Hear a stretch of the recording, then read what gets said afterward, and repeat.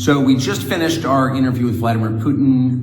We're in an ante-room in the Kremlin, waiting for our car to come, having a cup of coffee. I'm sitting here with the folder, kind of old-fashioned, I haven't even opened it yet, of documents that Putin gave me. I've got my nighttime reading.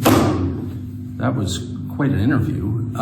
It began in a way I didn't expect at all. I'm still thinking it through. This just happened, so my thoughts are inchoate, but I asked him, of course, the obvious question, which is, why did you move against Ukraine 2 years ago, February 2022? And he had said that he felt a physical threat from NATO within Ukraine, and he was worried there were going to be nuclear weapons in Ukraine, et cetera, et cetera. So I asked him about that. He launched into, well, you'll see it, but an extremely detailed history going back to the 9th century of the formation of Russia from the tribes into a nation, and Ukraine's part in that, and the Rus, and I was annoyed, and I thought, look, first of all, I'm American, so I ask you a specific question, I want a specific answer, let's go! And he wouldn't, and so I pushed him, and he got annoyed, and I was annoyed, and I thought he was filibustering, and maybe he was to some extent, but I concluded after watching all this, no, that was his answer, or that was the predicate to his answer. The history of the area and the formation of his country and the connection to Ukraine is like the basis or part of the basis for his Ukraine policy. So it was really interesting. Got much more interesting once I realized what this was, which is a window into how he thinks about the region. So we're back in the hotel room. It's, probably around 10 o'clock at night. We were there for almost 5 hours in the Kremlin, which is quite an experience if you've read about the Kremlin your whole life, as I have. Not that different from the old executive office building, this giant pile, 19th century warren of offices. Anyway, Putin was a couple hours late, as is his habit, apparently. Everyone who works for him is laughing at, he's always late. But that, I'm not exactly sure what I thought of the interview. It just happened. It's probably going to take me a year to really decide what that was.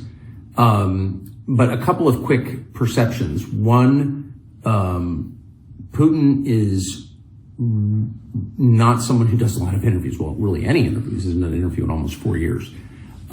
He's not good at explaining himself. I didn't think. He's smart. There's no question about that.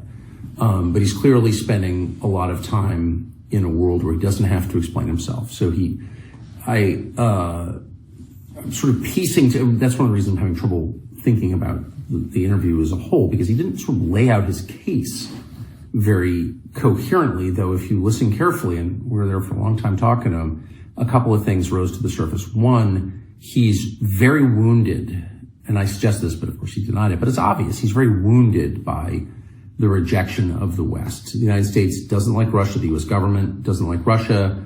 I think like a lot of Russians, he expected the end of the Cold War would be sort of Russia's invitation into Europe, or sort of into Europe, because it is a European country that's half in Asia. But there's a lot that's European about it. And if you come to Moscow, it's a very European city. You see it and you can feel it culturally. And the West rejected Russia. And maybe, I'm not even taking sides in this. Maybe there were good reasons. I don't know what they would be, but in case the West was determined not to be allied with Russia, that's very obvious. That's the whole point of NATO, I guess, is to contain Russia. And Putin is wounded by it. He's very upset about it. His eyes flashed. When we talked about that, as we did, for probably over an hour, he didn't have a coherent theory that he was willing to tell me anyway as to why that is. Russia's not an expansionist power. Sorry. You're not supposed to say that, because all the Victoria Nulands and all the liars and ideologues who run the State Department want to make him into this, Hitler, Imperial Japan. But the truth is that that's just false. It's just stupid, actually. You have to be an idiot to think that. Russia's too big already. It's the biggest landmass in the world. They only have 150 million people. And they've got, 80 some effectively provinces or semi-independent states, but different nationalities and religions and languages. And imagine managing all that. They've got more than enough natural resources. They're swimming in natural resources. They don't have enough people in their view. So the idea that they want to take over Poland, why would you want to do that? They just want secure borders. Maybe they're too paranoid about it. Totally possible. Again, not taking sides. But the idea that they're going to roll into Vienna or something, you'd have to be like an idiot to think that. It's just not true. There's no evidence of it, actually. And the professional liars in Washington really don't know anything about the area or really anything about the world beyond New York, have convinced themselves, or I think he's trying to convince you, that this guy's Hitler and he's trying to take the Sudetenland or something. It's like not analogous in any way. Whatever Putin's many faults, okay, it's not an expansionist power.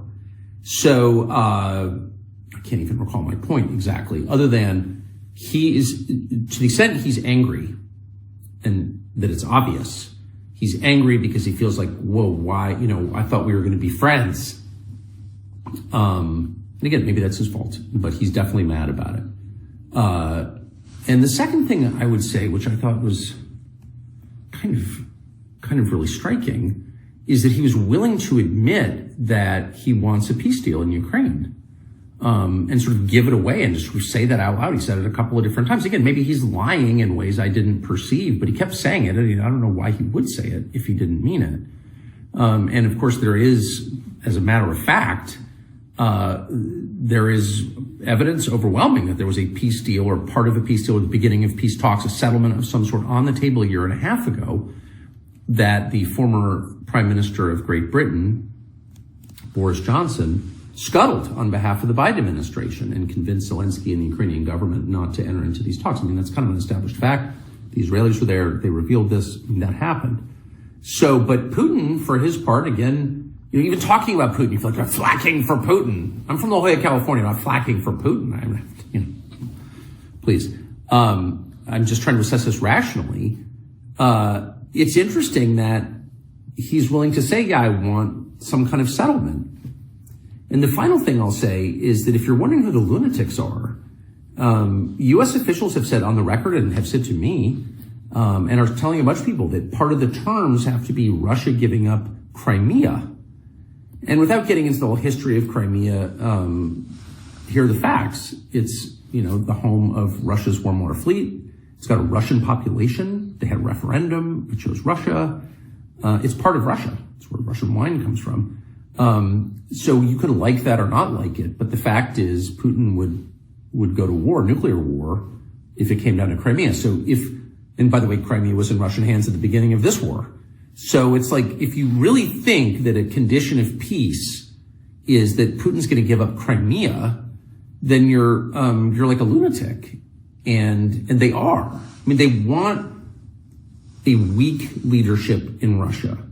And the question is, why would you want that? How is that good for the United States? I'm not defending Russia. I'm defending my own country. A weak central government in a nation with the world's largest nuclear stockpile is insane, especially a country as large and potentially fractious with this many languages, ethnicities, religions, 20% Muslim population. You're just going to sort of let the nuclear stockpile float free and hope the best thing happens. You're a freaking nutcase if you desire that.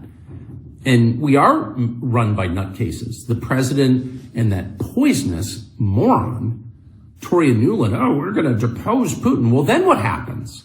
What happened in Libya when we deposed and allowed, Gaddafi to be murdered? What happened in Iraq when we brought Saddam to justice? Those countries fell apart and they've never been rebuilt again. In Afghanistan, we took out the central government and they came back. It's still run by the Taliban. So our track record of knocking out the leader, which is very easy to do, is spotty at best. Things don't always get better. And to do that to Russia, the largest landmass in the world with the largest nuclear arsenal, you're on drugs if you think that's a good idea.